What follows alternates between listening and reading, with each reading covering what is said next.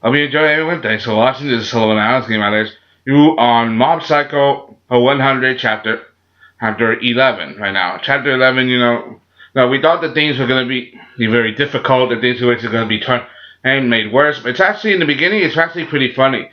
I mean, it's not what you thought. We thought we were all mislead that he was going to be the leader, but it's actually very wrong. So, we find out how that Mobe's master followed him. He used GPS and stuff. But he didn't know that Mobe went out on his own to do some crazy things. I mean, he went out to rescue his brother and the other psychic students, overall. Oh, it's pretty crazy when you think about it. It's pretty insane, pretty thing, surreal. Seeing the way he talks and acts, and he acts like a smooth talker. I mean, we all know he's a con artist. He doesn't do nothing, and that he's not an Esper. But the way he is such a con artist, the way he can manipulate people into doing things, it's pretty funny. And he does that so well with her. That's so well here. Does that so well on these people. He does that so well to the point where he actually fools them that he's the big boss. Although it was kind of coincidence. I mean, these guys are a bit dumb, I mean, they never seen this guy before, so they never seen their leader before, so they just assume that he's the leader. I'm like, these guys are a little bit dumb, very dumb. I mean, how the hell could they not? I mean, how the hell do they not know what their leader looks like? But then again, it's probably a big organization, so the leader's probably very busy and doesn't have time to deal with small fries, which are them. Overall, it's very difficult. The situation for them is very odd and unique. It's pretty funny, actually. They were so fooled so differently. We also get to see that Mobe, Ritsu, and Hanazawa, they're, dealing with some stuff too. It's pretty awesome when you think about it. I mean, they're trapped in a sealed room. This room is basically, it has the ability to suppress, psychic abilities. Which kind of makes sense. I mean, these people, their organization is to find Espers or enhance or even at least, find a way to like manipulate people with abilities, even help control and maybe give people abilities. So they would make sense. They would have a method to shut down one's abilities to make sure they're not a threat. It's pretty interesting, like an anti-psychic zone, an anti-psychic room. It's pretty intense. It's pretty clever, actually. When you think about it, it makes sense overall. Seeing the situation that it is, it makes sense to most people if you can understand it, and I understand that. Seeing how Mobe and his brother, being reunited, and Hanazawa calling him little brother. He's not calling him Ritsu by his name. He just calls all him little brother. Could he call Mobe Kageyama, for his last name, because he doesn't want to call him by his nickname. That shows how respect he is. So he's calling him little brother and stuff as another form of respect. He's seeing how his brother, he also too has powers and abilities, But he didn't awaken his powers until later on, overall. Just showing how things are different. Right. When you think about it overall, it's a pretty good story overall. It's kind of funny, but it's a good story. And seeing how Mobe tries to Hope and his brother, get along. Mo tried to do his best to comfort his brother, make sure he doesn't have to feel sorry, even though some of this is kind of Ritsu's fault because he got into the wrong people and he attracted all this attention because he was jealous of his brother, concerned for his psychic power because he wanted that power too. In a way, it's Ritsu's fault, so he's not letting him apologize. Basically to let you know, you don't have to feel bad about anything. You're not guilty. You're not a criminal, basically. It is kind of Ritsu's fault. We used to get to see that memories flashback of them playing in the forest. I think they were trying to look for butterflies, so he had a butterfly net. And going to playing in the forest while their family were barbecuing or whatever. It's pretty interesting overall. Seeing how well they got along as kids. And, that's kind of a nice moment. Then you get later to the crazy moment, as the group,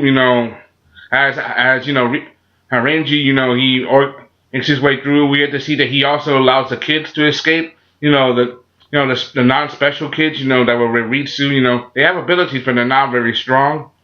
He even managed to find Mobe and the others and help them escape. It's pretty interesting, overall when you think about it. I do like how it went, but things got crazy fast because he gets to see the other leaders of Claw, especially that small little one, with Letter Alpha and Black Mass. I don't know his name overall. Now, how they all display their abilities. One guy can literally use projections of himself cloning. So the other guy can turn a plastic sword into a deadly weapon, and one can even the small one can even create and adjust the form of gravity and weightlessness to make it as a weapon. And seeing them, and we also get to know about the other guy, that tough kid, even though Ritsu tries to Renji tries to reach him, but it doesn't work so well. How the dude literally punches and kicks the Esper, because he's not an Esper. He doesn't have psychic power, so he's just, hitting them, but all he's doing is making it worse and beating the hell out of them. But in the end, all he's done is making them madder and madder. And he managed to survive a little bit, but that's because Mo, Hanazawa, Ritsu, the others, they're just backing him up a little bit. Yeah, he can't deal with these people, honestly. He can't afford to deal with these. Seeing how this battle is reaching goes seriously fast, overall. When we get to see that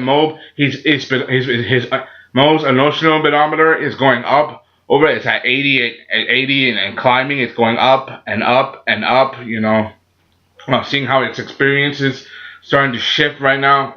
They're literally stuck in an impossible situation. They got all these powerful Espers after them, and some of them may have the intent to kill. So he does have thing as Mo tries to do his best to struggle between his emotional state, because Hanazawa and Ritsu are trying to reason him into fight, while his master is telling him not to fight. Overall, don't do anything. As things go worse, because he's starting to struggle with his moral compass, and then when he's about to enter 100%, as things go from 97, 98, 101, you get to see this thing, murderous intent. Like, there's a part of him it's gonna blow up right now, But his master, calms him down, grabs him by the face, telling him not to fight. No matter what you do, you cannot fight. We get to see a flashback of how Mo first met his master, when he was a little younger. It's pretty cool. It's pretty interesting seeing his master. He was a bit goofy, He didn't want to believe Mo, but eventually they got along. They became close, and he took care of Mo. But things got bad as Reiji got cut, and he's on the floor now. Mo can't believe it right now. His moral compass is literally gonna skyrocket now. Mo does his best, to keep himself concerned, and his moral compass is both, his master and his brother, because he loves them a lot. But now that one of them has been taken down at the hands of the enemy, and to the point that he's almost gonna die, it's gonna leave so much of his psycho power. That whole building will be nothing but dust by the end of the next episode. I guarantee it. I haven't read the manga or anything, but it's pretty obvious that Mob is not someone to mess with. And you guys can agree with me. You can comment down below. You can agree or disagree, comment or whatever. And you can tell me your opinions in this video, and it doesn't. And I'll see even. And you know I'm right?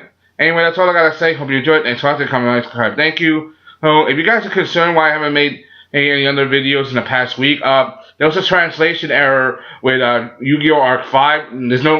So the episodes are out, but they're in raw, they're not in translated form. And I don't speak Japanese, not really. I can't even read Japanese in the dialect, Then there's also Dragon Ball Super, and we're on a break.